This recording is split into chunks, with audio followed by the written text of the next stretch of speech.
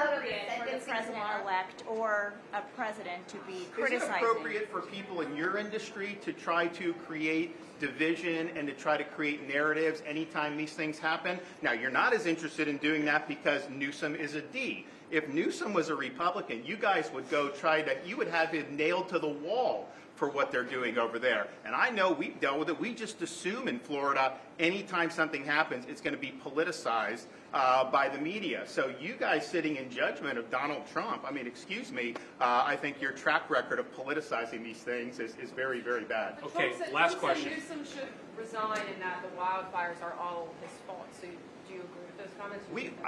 I remember when we had the Surfside Tower collapse, I had people from the Washington Post trying to blame me for it immediately without having any facts or anything. Oh, he didn't declare a state of emergency. First of all, state of emergency doesn't mean you can't respond.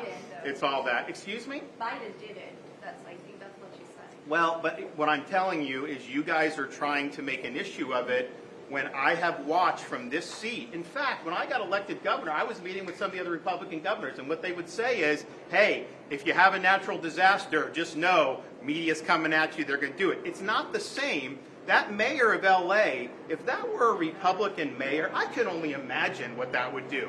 I mean, you know the fires are at high risk, and you try to go to Africa or wherever she was to go on some type of voyage.